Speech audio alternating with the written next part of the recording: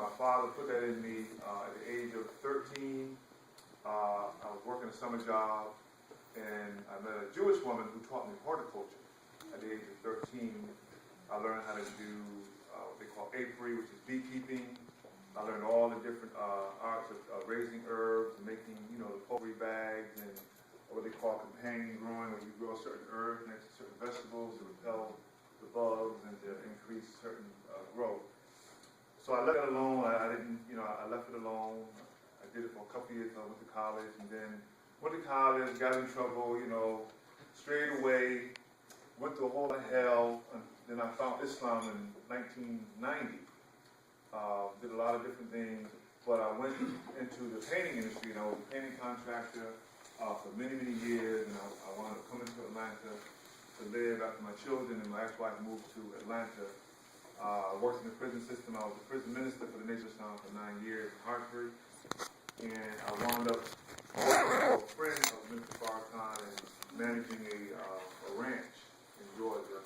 Their brother raised Arabian horses, and if I would have told you 100 years ago that I would wind up on a farm in Georgia, I would have believed that in a million years. I would wind up on a farm in Georgia. So after the Million Man March anniversary in Tampa, Florida in 2010, I went into a workshop that Dr. Aline was doing, and it was on how to live a new slant. And in that seminar, he presented some information on his brother in Milwaukee, Brother Will Allen. And as I sat there watching Dr. Aline talk about going back to the farm, he showed a picture of the brother, but Will Allen was a big brother, he was probably about 6'6", these big black giant hands holding these worms. And then he showed a picture of the brother standing on a mountain of compost. And in that instant, Allah told me what my calling was, that I had to go back to agriculture. So after leaving Tampa, I emailed Dr. Aline, and I said, well, where's the brother located? I need some information. And from October up until the end of the year, I was on the internet just, because I didn't know anything about aquaponics. I'll be honest, I didn't know anything about aquaponics. I'm going to explain to you what that is. I did, however, know about composting and beekeeping, but I went on the internet and I just researched day and night for about a month or two. And then Mr. Farrakhan came on a Believer's webcast, and he mentioned the brother, because I didn't know how I was going to go to Milwaukee. I had the money, somebody owed me the money, but I wasn't sure how I was going to make it. It was $2,500. It was a 5-month course, but I knew that I was going to make it, but I didn't know how. So in December or November, Mr. Farrakhan comes out and he mentions the brother, and in a second webcast, he mentioned that he would like for us to go to Milwaukee and learn what the brother has. And so I told the regional student minister, Brother Sharif, I said, put me down, I want to represent the South, because I'm already going. I said, now if I can represent the South, praise be to Allah, but I already know what I want to do with my life, and I'm going to Milwaukee. So I was blessed to go to Milwaukee for the 5 months to represent the southern region of the Nation of Islam. And I want to say, before I get into the actual information, what it taught me was that we have experiences in our life, things that we have done that we may not didn't like, jobs that we work that we really don't like. But what I think Master Muhammad is doing to all of us, if we would allow him, is he's going to show you that the things that you've experienced in life that you probably didn't think had any value, that those experiences are going to come full circle. And you're going to realize that some of the things you did when you were a teenager, some of the jobs that you held when you were younger, that experience is going to benefit you today to help the Nation of Islam go to that next level. So I didn't think that the agriculture and the horticultural experience that I had as a teenager would be of any value. But Allah showed me that it came full circle. So I dived headfirst into it. I refreshed my memory on a lot of the things that I had forgotten. And since October of last year, I have just immersed myself in relearning this and trying to master this for our nation. And so, my wife, if we go to the next slide. And as you know, Mr. Farrakhan, he announced in Savior Day 2010 that 2011 was the year of the farm. And everything that Mr. Farrakhan does, we want to get this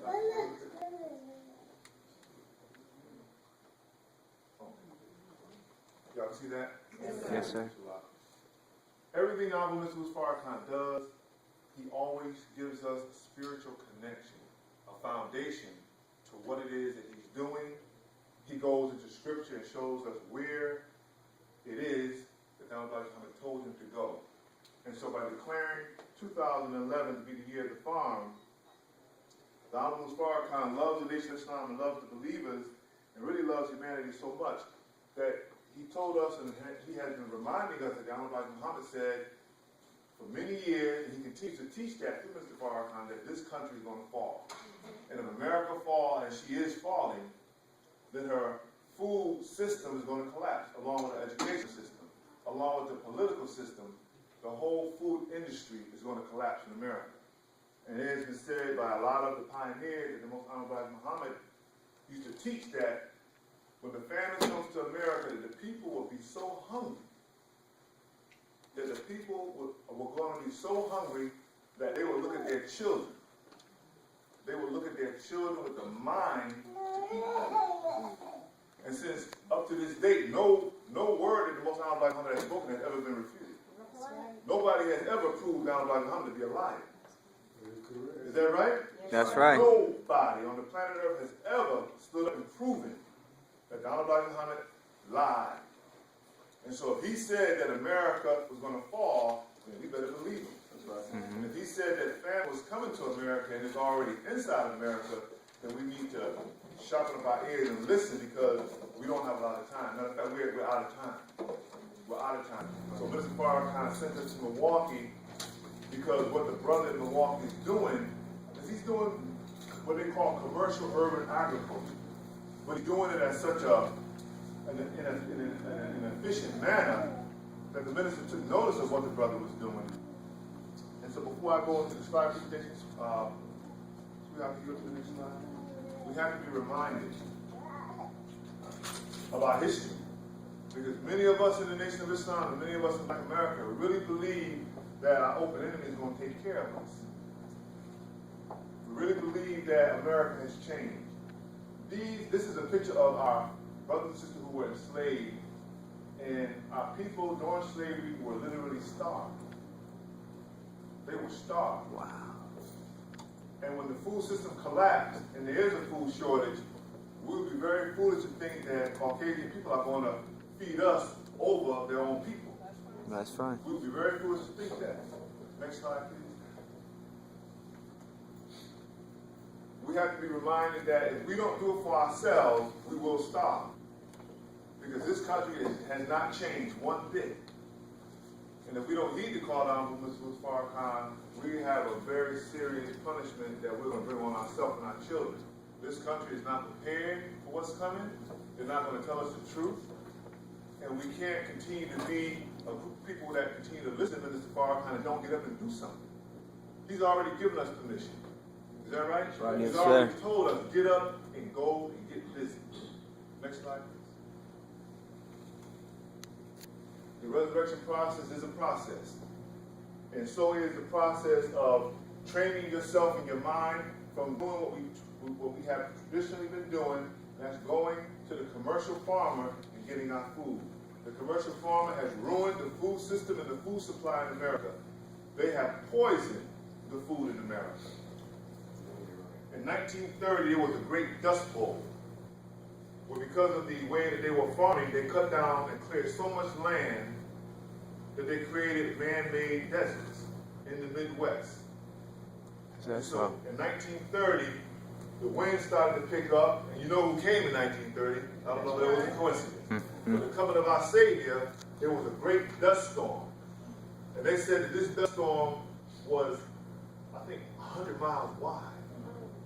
2 to 3 miles high, and that it went from west to the east, and it pushed 80% of the topsoil that was exposed at that time into the Atlantic Ocean. A German scientist came to America after that in 1934, and he convinced the Department of Agriculture to invest and utilize nitrate fertilizer. Nitrate fertilizer has been proven to be a carcinogen. It causes cancer. Wow. But it worked real slow. So you don't really develop the cancer until you're 50 and 60 years old. Wow. And 90% of all the farms in America use nitrate fertilizer. When you go to Home Depot and you go to Lowe's, you'll see it. Fertilizer. It says 10, 10, 10 or 10, 15, 10. That's nitrate fertilizer. It causes cancer. And it's used in the majority of all farming.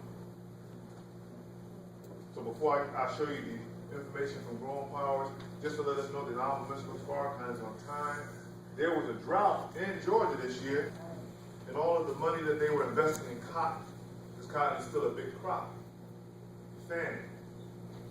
Allah is drying out the land.